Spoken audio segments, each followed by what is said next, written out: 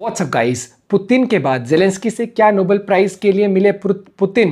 भाई साहब, अर्जुनक की वीडियो है और वो लेके मानेगा, ये आदमी नहीं रुकता। इसने डेडिकेशन दिखा दिया, पूरा परफॉर्मेंस, कोशिश पूरी कर रहा है ये। देखो, हार नहीं मान रहा है डोनाल्ड ट्रम्प। देखते पूरी वीडियो, अर्जुनक का फन का एपिसोड है 1 2 3 को। लगता है ट्रम्प हुआ जब तक नोबेल प्राइज नहीं जीत लेता तब तक मानेगा नहीं।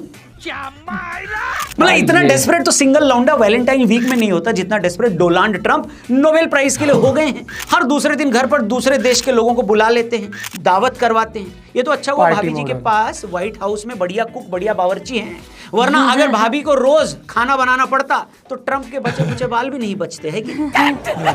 खैर, अब हम आपको ये बता रहे हैं कि ट्रम्प नोबेल पीस प्राइज पाने के लिए क्या क्या कर रहे हैं। मतलब बैकडोर वो क्या क्या कर रहे हैं वो तो हमको नहीं मालूम, सामने तो हर लड़ाई रुकवाने का क्रेडिट ले ही रहे हैं। हमने आपको पिछली वीडियो में भी बताया था कि India Pakistan, Ukraine Russia, Israel फिलिस्तीन, CSK RCB, मेरे पड़ोसी शुक्ला जी और मिश्रा जी, इन सब की लड़ाई रुकवाकर क्रेडिट खा रहे हैं ट्रम्प चाचा। इनफैक्ट आजकल नाश्ते में अंडा ब्रेड नहीं, क्रेडिट ही खाते हैं। क्रेडिट ज्यादा चल रहा है और कई लोगों को तो हाथ मरोड़ कर ये बोलते हैं कि चल मेरे नोबेल पीस प्राइज की अपील कर। सुना ही होगा आपने कि किस तरह पाकिस्तान के self appointed field marshal Asim Munir ने व्हाइट हाउस जाकर ये बोला था कि मेरे ट्रम्प को नोबेल दे दो। फिर अजरबैजान के राष्ट्रपति ने भी ऐसा ही कुछ बोला था। नोबेल पीस प्राइज का अनाउंसमेंट अक्टूबर के महीने में होना है और उससे पहले ट्रम्प हर जगह हाथ पैर मार रहे हैं। थोड़े दिनों पहले पुतिन से भी मिले थे, ये खबर हमने आपको पहले भी बताई थी। और अब कल उनकी मुलाकात हुई है यूरोपियन लीडर से, जिसमें यूक्रेन के राष्ट्रपति जेलेंस्की मिलेगा इसको। ये हो जाएगा सॉर्ट आउट इसका। For hosting us today in this important meeting. It's never the end of the road. People are being killed and we want to stop that. Thank you very much for being here. Thank you so much, Mr. President. अब कुछ महीने पहले तक तो Trump को Zelensky बिल्कुल पसंद नहीं आते थे, लेकिन अब क्योंकि ट्रम्प को चाहिए ग्लोबल सपोर्ट तो वहां चाचा थोड़े नरम हो गए। क्या है इस मीटिंग की हाईलाइट और क्या क्या बात हुई है? क्या यूक्रेन और रशिया का वॉर रुक जाएगा? आज की वीडियो में हम यही डिस्कस करने वाले हैं। हम आपको 4 पॉइंट में ये बताएंगे कि व्हाइट हाउस में क्या कुछ हुआ। तो boss, point number 1, white house में मीटिंग में हुआ क्या? तो पॉइंट नंबर 1 ये कि क्या पुतिन और जेलेंस्की की मीटिंग होगी? व्हाइट हाउस में हुई इस मीटिंग का सबसे बड़ा सवाल यही रहा, क्या सच में पुतिन और जेलेंस्की आमने सामने बैठेंगे? ट्रम्प ने ट्रुथ सोशल पर डाल भी दिया है कि उन्होंने पुतिन को फोन करके ये बातचीत शुरू कर दी है। पहले एक बायलैटरल जिसमें सिर्फ पुतिन और जेलेंस्की, उसके बाद एक ट्राइलैटरल, मतलब ट्रम्प चचा भी बीच में मीडिएटर होंगे, ऐसा करने का प्लान बताया गया है। लेकिन प्रॉब्लम यह है कि रशिया से इस तरह की मीटिंग के बारे में जब भी पूछा गया है कि आप लोग मीटिंग करोगे, तो उनका पता क्या जवाब आया? छोटा सा जवाब नहीं। जेलेंस्की खुद कई महीनों से ये बोलते आ रहे हैं कि चलो पुतिन से मिलकर ये क्लियर कर दें कि रूस सीरियस है भी या नहीं, लेकिन उनका ये मानना है कि रूस सिर्फ टाइम पास कर रहा है और असली में शांति नहीं चाहता है। यूरी उशाकोव, जो पुतिन के सलाहकार हैं, उन्होंने बस इतना कहा कि वर्थ वाइल है एक्सप्लोर करना, मतलब कि दोनों देशों के लिए नेगोशिएटर्स की लेवल बढ़ाई जाए। यानी साफ साफ हाँ भी नहीं बोला और ना भी नहीं बोला। यूरोपीय नेता भी ये मान रहे हैं कि दोनों दुश्मनों को एक ही टेबल पर लाना इतना आसान नहीं होगा। क्या ट्रम्प अपने नोबेल प्राइज के लिए ये कर पाएंगे? क्या लगता है आपको? कमेंट करके जरूर बताना, हम आपको पॉइंट नंबर 2, सीज फायर का मुद्दा। यूक्रेन हमेशा से बोलता रहा है कि बिना सीज फायर के तो कौनो पीस टॉक शुरू ही नहीं हो सकती, लेकिन ट्रम्प ने क्लियरली बोला था, I don't know that it's necessary. मतलब उन्हें लगता है कि सीधा नेगोशिएशन हो सकता है, बीच में सीज फायर की जरूरत नहीं है। सुनो, यूरोपियन लीडर्स को यह बात बिल्कुल पसंद नहीं आई। जर्मनी के चांसलर फ्रेडरिक मर्ज ने तो खुलकर कहा कि मैं इमेजिन ही नहीं कर सकता कि अगली मीटिंग सीज फायर के बिना हो। उन्होंने रशिया पर प्रेशर डालने की भी बात कही है। जेलेंस्की ने इस बार इंटरेस्टिंगली सीज फायर की बात दोहराई नहीं। शायद माहौल देखकर उन्होंने अपना टोन को थोड़ा सॉफ्ट रखा, लेकिन यूरोपियन साफ थे कि बिना फायरिंग रुके कोई ठोस डील पॉसिबल नहीं है। लेकिन ट्रम्प चिचा, जिनका पिछले पूरे महीने गला सूख गया इंडिया पाकिस्तान की सीज फायर का क्रेडिट ले लेकर, इनको लगता है कि यहां सीज फायर की जरूरत नहीं है। अब कोई चचा से पूछे कि शांति की मीटिंग करवाने बैठे हो एक ऐसे युद्ध की जो 3 साल से चल रहा है, उसकी मीटिंग भी महीनों चल सकती है और सीज फायर नहीं हो रहा है, तो क्या रूस वाले दोपहर में यूक्रेन पर हमला करेंगे और शाम को बात करने के लिए बैठेंगे? बताओ। वेल, तीसरे पॉइंट की तरफ बढ़ते हैं। सिक्योरिटी गारंटी का मामला, ये सबसे बड़ा और सेंसिटिव मुद्दा है। ट्रम्प ने पहली बार इतने कॉन्फिडेंस से कहा है कि यूएस यूक्रेन की सिक्योरिटी गारंटी करेगा। उन्होंने कहा Europe first line of defence है, लेकिन will be involved, will give them good protection. We have people waiting in another room right now. They're all here from Europe, biggest people in Europe. And they want to give protection. They feel very strongly about it, and we'll help them out with that. अभी guarantee किस हद तक जाएगी ये clear नहीं किया। Reporter ने पूछा कि क्या अमेरिकन मिलिट्री भी यूक्रेन भेजी जा सकती है, तो ट्रम्प ने मना नहीं किया, बस टाल दिया। जेलेंस्की ने प्रेस कॉन्फ्रेंस में बताया कि $90 बिलियन का आर्म्स डील होगा।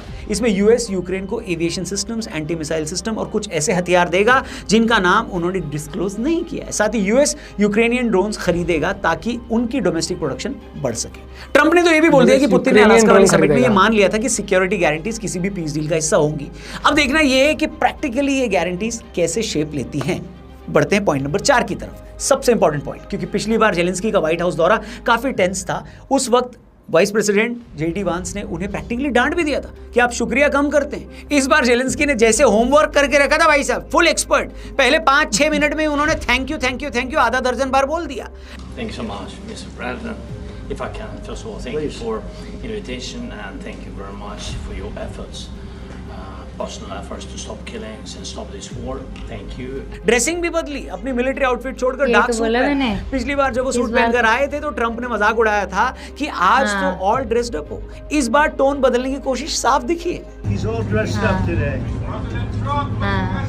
जेलेंस्की ने ट्रंप को अपनी वाइफ ओलेना का लिखा एक लेटर भी दिया और चचा से बोला कि ये चची के लिए, आई मीन मेलेनिया ट्रंप के लिए है, आपके लिए नहीं, आपकी वाइफ के लिए। यानी छोटे छोटे जेस्चर से उन्होंने माहौल हल्का बनाने की कोशिश की। यूरोपियन लीडर्स ने भी ट्रंप की तारीफों के वो बांधे, एक नदी को ऊपर बांधे, पुल बांधे। नाटो चीफ मार्क रुटे ने बोला कि I really want to thank you for your leadership. Italy की मेलोनी मैडम ने भी कहा कि रूस में शांति की हवा पहले नहीं दिख रही थी, लेकिन ट्रंप की वजह से कुछ बदलाव दिख रहा है। रहा नहीं जाता, ट्रंप करके ही मानेगा। बेसिकली ट्रंप जो चाहते थे, यानी अपनी तारीफ, वो उनको थोक के भाव में भर भर के मिल रहा है। अब ये तारीफ नोबेल पीस प्राइज में, नोबेल शांति पुरस्कार में कन्वर्ट होगी या नहीं, ये बात आने वाले कुछ महीनों में पता लग जाएगी। लेकिन अगर उनको मिल गया नोबेल, तो मैं नोबेल प्राइज वालों से कहना चाहूंगा कि तुम लोग भी ना पान मसाला का स्पॉन्सर खुद के लिए ढूंढ लो, क्योंकि क्रेडिबिलिटी तो तुम लोगों की भी नहीं बची है। वेल, आपका इस पूरे मुद्दे पर क्या कहना, कमेंट करके जरूर बताना, अपनी ओपिनियन जरूर शेयर करना। सीधी बात, नो बकवास, एक चीज़ मैं कहना चाहूँगा कि मुझे लगता है ये ट्रंप ये वाली चीज़ करवा देगा सॉर्ट आउट, और ये सॉर्ट आउट हो जाएंगी चीज़ें तो मुझे लगता है कि ट्रैक पर आ जाएंगे दोनों देश और दोनों देश अपना अपना बिजनेस कर पाएंगे। और सबसे बड़ी बात यहाँ पर हो जाएगी, रशिया के लिए सारी मार्केट्स फिर से खुल जाएंगी, सैंक्शंस हट जाएंगी, जिसको जो एक बहुत बड़ा मुद्दा उन्होंने बनाया हुआ है कि साथ में कहा है कि भाई वो चीज़ हटाओ। ठीक है, वो हटेगा तो मुझे लगता है कहीं ना कहीं एक ओवरऑल मार्केट्स में ना स्टेबिलिटी आएगी। फिर इंडिया के ऊपर जो टैरिफ लगा रहे हैं, जिसका दिमाग घूम गया था, वो चीज़ भी कम हो जाएंगी। प्लस रशिया और अमेरिका के भी रिश्ते क्या पता थोड़े बेटर हो जाएंगे। तो मुझे लगता है ग्रोथ ओवरऑल पूरी दुनिया की बहुत बढ़िया होएगी।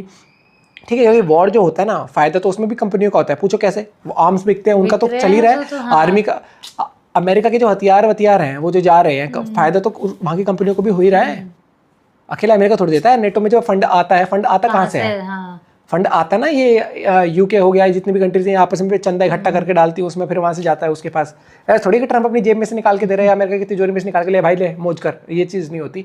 और यहाँ पर एक बहुत बड़ा यहाँ पर जो एक सोचने वाली बात है कि क्या जेलेंस्की, मुझे लगता है जेलेंस्की बिल्कुल इस टाइम पर तैयार है। दिक्कत यह है कि क्या पुतिन कोई और दाव पेच खेल जाएगा, या पुतिन ऐसी जगह अड़ जाएगा जहाँ पर जेलेंस्की के लिए दिक्कत हो जाएगी। क्योंकि देखो इस टाइम पर बैकफुट पर ना जेलेंस्की है, नो डाउट, बैकफुट पर नेटो है, पुतिन नहीं है। पुतिन ने तो कह रहा है मैं तो सालों साल लड़ लूंगा। पीस टॉक करने के लिए ये इच्छुक है। नोबेल प्राइज की डेट भी आ रही है पास में, मुझे लगता है ले जाएगा नोबेल प्राइज तो। और मुझे लगता है ये चीज़ हो जानी चाहिए, बहुत हो गया टाइम। और ट्रंप, मुझे लगता है ये चीज़ मैं अप्रिशिएट करूँगा कि वो चाहता है, चाहे वो अपने नोबेल प्राइज के लिए कर रहा हो, कुछ कर रहा हो, लेकिन वो एक पीस तो लाने की कोशिश कर रहा है। और आई होप ये चीज़ हो जाए, और उसके बाद फिर सीधा मुझे लगता है कि बहुत जल्दी ये टैरिफ वाला भी ड्रामा खत्म हो जाएगा, जो इतने कुछ कर रहे थे। टोन भी चेंज हो जाएगी, और ये सरप्राइज विजिट मोदी जी के वहाँ पर भी कर देगा, और भाईचारा टॉप भी दिखा दे। हाँ, कि हम तो जानबूझ के कर रहे थे। लेट्स सी क्या क्या डेवलपमेंट्स आती हैं, लेकिन ये वाला महीना बड़ा इंटरेस्टिंग रहेगा, और आने वाला सितंबर भी। आप अपना पॉइंट भी शेयर करिएगा। मिलता है आप लोगों से जय हिंद, जय भारत।